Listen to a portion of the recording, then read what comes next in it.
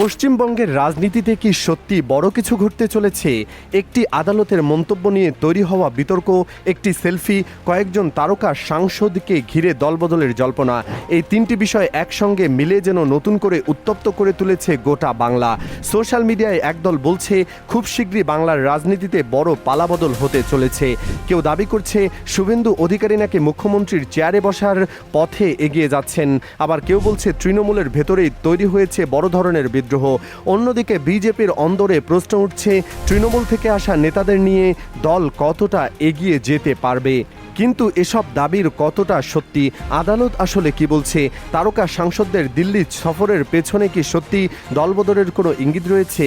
আর সবচেয়ে বড় প্রশ্ন, বাংলার রাজনীতিতে কি সত্যিই কোনো নতুন সমীকরণ তৈরি হচ্ছে? আজকের ভিডিওতে আমরা সেই প্রশ্নগুলোর উত্তর খোঁজার চেষ্টা করব। শুরু করা যাক হাইকোর্টের বিতর্ক দিয়ে। গত কয়েকদিন ধরে ইউটিউব, ফেসবুক এবং বিভিন্ন সামাজিক যোগাযোগ মাধ্যমে একটি বক্তব্য ব্যাপকভাবে ছড়িয়ে পড়েছে। দাবি করা হচ্ছে কলকাতা হাইকোর্ট নাকি শুভেন্দু অধিকারীকে বাংলার মানুষকে শান্তিতে থাকতে দেওয়ার কথা বলছে। শুনলে মনে হতে পারে আদালত যেন সরাসরি কোনো রাজনৈতিক নেতাকে বড় ধরনের নির্দেশ দিয়েছে। কিন্তু এখানে একটু থামতে হবে। কোনো আদালতের মৌখিক পর্যবেক্ষণ, রাজনৈতিক ব্যাখ্যা এবং আদালতের লিখিত রায়, এই তিনটি এক জিনিস নয়। আদালত কোনো মামলায় রাজনৈতিক উত্তেজনা, আইন শৃঙ্খলা বা উস্কানিমূলক বক্তব্য নিয়ে পর্যবেক্ষণ করতে পারে, কিন্তু সেই পর্যবেক্ষণকে সরাসরি কোনো নেতার, মুখ্যমন্ত্রীর প্রশ্নের সঙ্গে যুক্ত করে দেওয়া সম্পূর্ণ ভিন্ন বিষয়। আর এখানেই প্রথম বড় বিভ্রান্তি। কারণ পশ্চিমবঙ্গের বর্তমান মুখ্যমন্ত্রী মমতা বন্দ্যোপাধ্যায় শুভেন্দু অধিকারী মুখ্যমন্ত্রী নন। কারণ পশ্চিমবঙ্গের বর্তমান মুখ্যমন্ত্রী শুভেন্দু অধিকারী, আর শুভেন্দুর মুখ্যমন্ত্রিত্ব চলে যাচ্ছে, এই ধরনের দাবি নিজেই রাজনৈতিকভাবে অসঙ্গতি। তাহলে এই জল্পনা তৈরি হচ্ছে কেন? এর পেছনে রয়েছে বাংলার পরিবর্তিত রাজনৈতিক সমীকরণ। গত কয়েক বছর ধরে পশ্চিমবঙ্গের রাজনীতিতে একটি শব্দ বারবার শোনা যাচ্ছে, দলবদল। তৃণমূল থেকে বিজেপি, বিজেপি থেকে তৃণমূল। নেতাদের যাতায়াত বাংলার রাজনীতিতে নতুন কিছু নয়। কিছু সমস্যা তৈরি হয় যখন কোনো নেতা প্রকাশ্যে এক দলের সঙ্গে থাকলে তার রাজনৈতিক অবস্থান নিয়ে প্রশ্ন ওঠে। এই পরিস্থিতিকে ঘিরেই সামাজিক যোগাযোগ মাধ্যমে নানা ধরনের শব্দ ব্যবহার করা হচ্ছে। কেউ বলছেন ভিকটিম, কেউ বলছেন আয়ারাম গয়ারাম, আবার কেউ বলছেন দুই দলের মধ্যে অদৃশ্য সমঝোতা চলছে। এই জল্পনা আরও বাড়ে যখন তৃণমূলের কয়েকজন পরিচিত তারকা সাংসদ দিল্লিতে গিয়ে প্রধানমন্ত্রী নরেন্দ্র মোদীর সঙ্গে সাক্ষাৎ করেন এবং ছবি বা সেলফি সামনে আসে।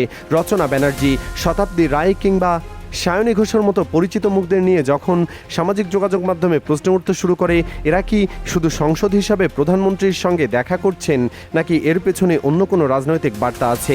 এখানে আরও একটা বিষয় পরিষ্কার করা দরকার। কোনো রাজনৈতিক নেতা বা সংসদ প্রধানমন্ত্রীর সঙ্গে দেখা করলেই তিনি দল পরিবর্তন করতে চলেছেন এমন সিদ্ধান্তে পৌঁছানো যায় না। রাজনীতিতে সাক্ষাৎ হতে পারে প্রশাসনিক কারণে, সংসদীয় কাজের কারণে, রাজনৈতিক সৌজন্য হিসাবে কিংবা অন্য কোনো বিষয় নিয়ে আলোচনার জন্য। কিন্তু রাজনীতির বাস্তবতা হলো ছবি কখনো কখনো ছবির চেয়েও বড় রাজনৈতিক বার্তা তৈরি করে। আর সেই কারণে একটি সেলফি পর্যন্ত হয়ে যায় রাজনৈতিক অস্ত্র। এর সঙ্গে যুক্ত হয়েছে দলত্যাগ বিরোধী আইন।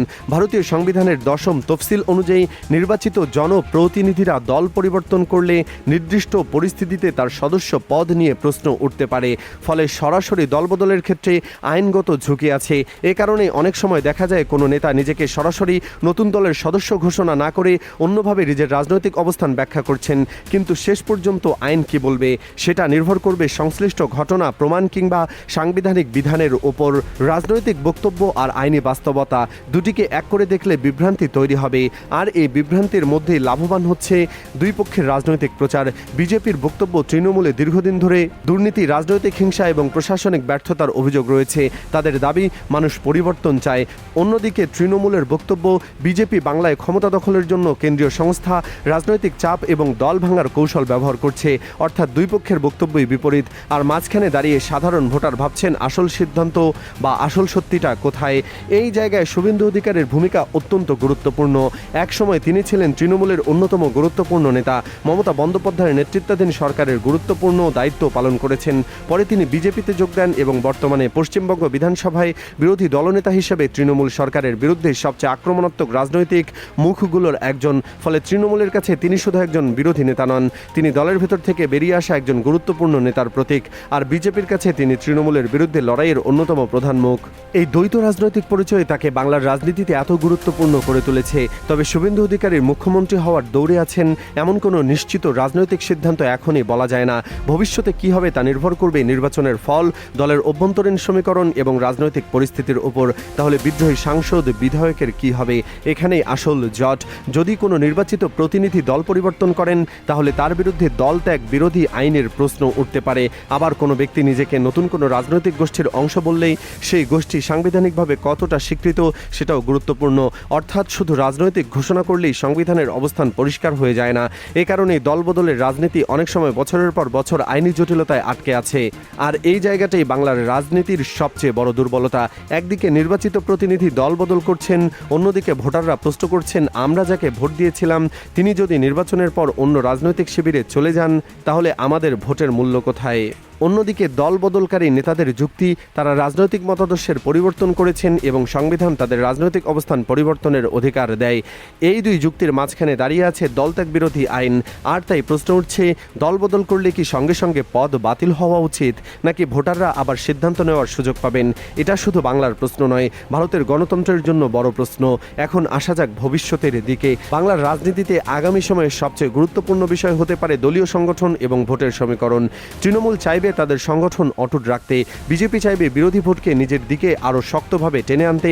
এর মধ্যে কোনো নেতা বা দল বদল করলে তার প্রচুর প্রভাব পড়বে শুধু বিধানসভায় নয়, মাঠের সংগঠনেও। কারণ রাজনীতি শুধু নেতাদের দিয়ে চলে না, চলে বুথ কর্মী, স্থানীয় সংগঠন এবং সাধারণ ভোটারের উপর ভর করে। আর এখানে বিজেপির পুরনো কর্মীদের ক্ষোভের কথাও সামনে আসে। তাদের প্রশ্ন, যারা এতদিন তৃণমূলের বিরুদ্ধে রাজনীতি করেছেন তারা যদি হঠাৎ বিজেপিতে আসেন, তাহলে পুরনো কর্মীদের রাজনৈতিক অবস্থান কোথায় দাঁড়াবে? অন্যদিকে তৃণমূল কর্মীদের প্রশ্ন, দল ছেড়ে যাওয়া নেতারা যদি আবার ফিরে আসেন, তাহলে তাদের বিশ্বাস করা হবে কিভাবে? এই দ্বন্দ্ব দুই দলের রাজনৈতিক চাপ তৈরি করতে পারে। তাই বাংলার রাজনীতির সামনে এখন সবচেয়ে বড় প্রশ্ন কে মুখ্যমন্ত্রী হবেন তা নয়, বরং প্রশ্ন হলো কোন দল নিজেদের সংগঠন ধরে রাখতে পারবে, কে ভোটারদের আস্থা অর্জন করতে পারবে, আর কে দল বদলের রাজনীতির বাইরে একটি পরিষ্কার রাজনৈতিক বার্তা দিতে পারবে। আপনার মতামত কমেন্টে অবশ্যই জানান, কারণ শেষ পর্যন্ত আদালতের রায় নেতাদের বক্তব্য কিংবা সোশ্যাল মিডিয়ার ট্রেন্ড নয়, গণতন্ত্রের সবচেয়ে বড় রায় আসে জনগণের ভোটের বাক্স থেকে।